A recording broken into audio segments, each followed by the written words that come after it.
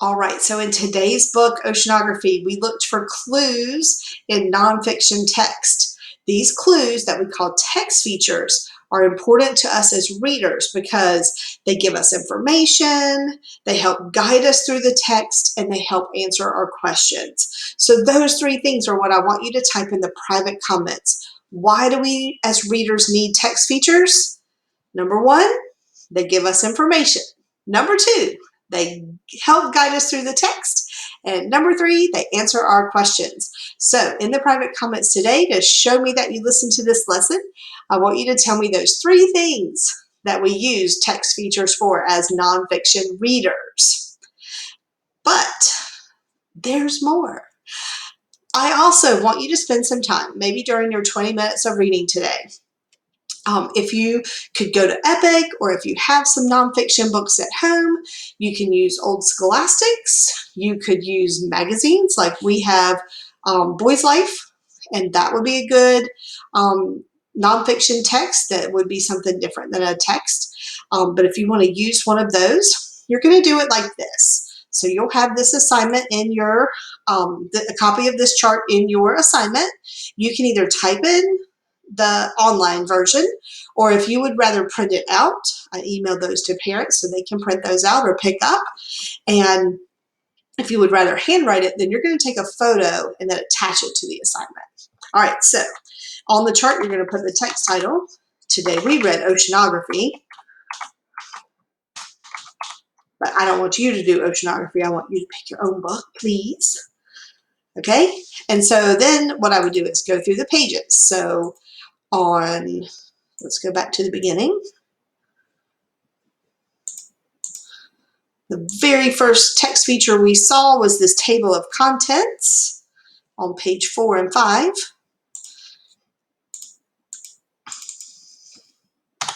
Sometimes you have to double click. Text feature, table of contents.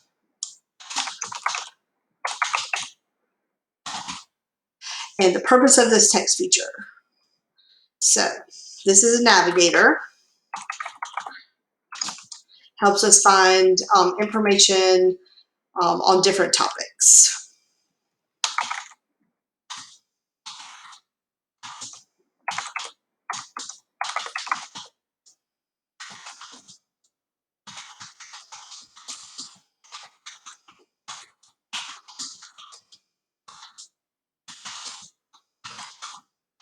Okay? And if you can't remember, that's why you have this handy chart in your assignment. You might want to print this out, or if you can just navigate the tabs like I'm doing, you would see table of contents right here. And over here, our purpose to help readers identify key topics in the text in the order that they're presented. Ooh, so I think I like that idea. Okay. We also talked about subheadings today in this book. So on page 6, we have a subheading.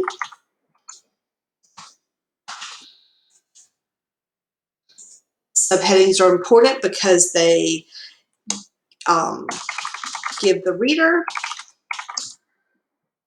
a clue about what a section of the chapter will be about.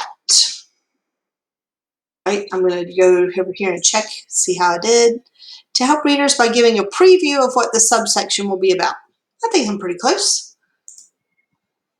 We did a boldface word on this page. So that is page 8.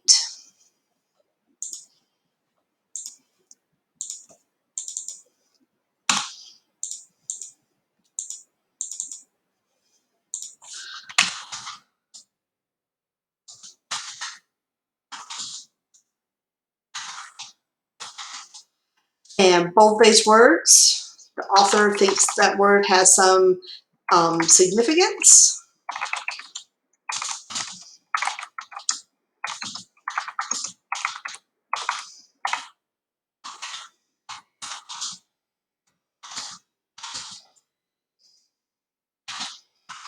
Like to the vocabulary.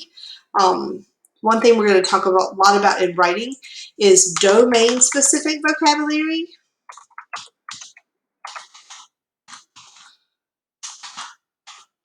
So if you think about vocabulary words being on tiers of understanding, this would be like a tier 3 word. Tier 1 words are just the general words that we use every day in our speaking and writing. And then tier 2 words are a little bit more advanced, like you might not hear it that often, and you might know what it means based on context, but you might not be able to explain it to somebody else easily. So you might have to like look up a definition if you had to explain to somebody what that word meant. And then tier 3 are those domain specific words. They're words that are connected to a science topic or a social studies topic, or they're very specific to the topic that they are related to. And you wouldn't hear them, we wouldn't really hear organisms in other places unless we're reading some kind of science text.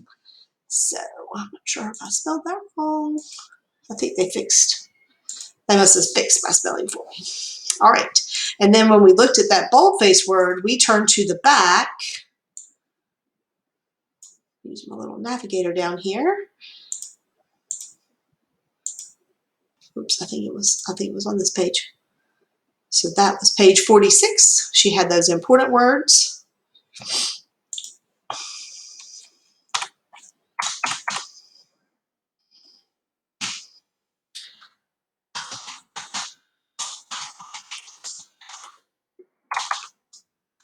Or we could call it the glossary.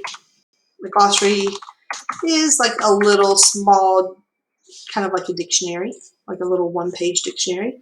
So it gives the reader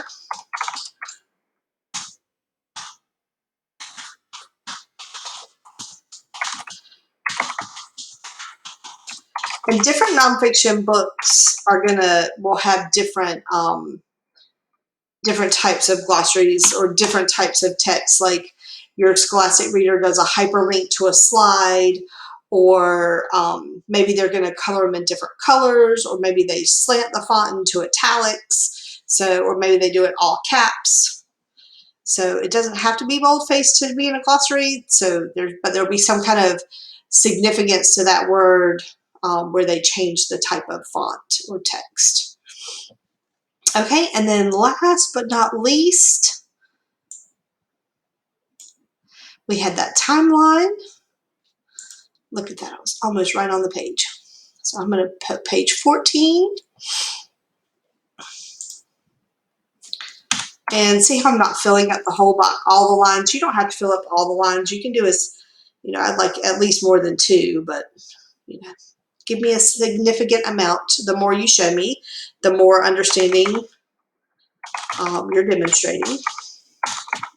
So a timeline, and a timeline is going to give the reader information in small chunks in the order they happened.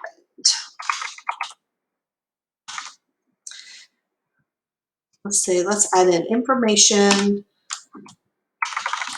about events. And in the order they happened, what word do we use with that?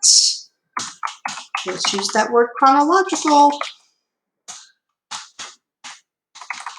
It's the word of the year, chronological, in order, in sequence. Of course, yes, I didn't mean to spell it like that.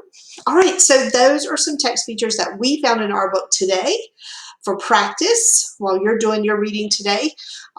If you will fill in this chart as you're reading, you can definitely for sure use this list as a reference, as a guide. There are way more text features that we did not talk about today. And so if you want to do some of these text features that I didn't talk about, that would be super. Use the purposes over here if you need to. Let's see how close I was on timeline. To help readers understand the time-order relationship among events, people, and discoveries. So I might go back and edit that just a little bit. All right, well, I hope you enjoyed that lesson today, and I hope as you're reading your nonfiction books this week that you will discover and use these clues to help you read. Don't forget, I'm looking for the 3 things that text features help readers of nonfiction do.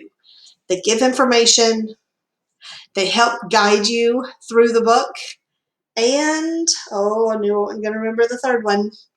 Going to have to cheat.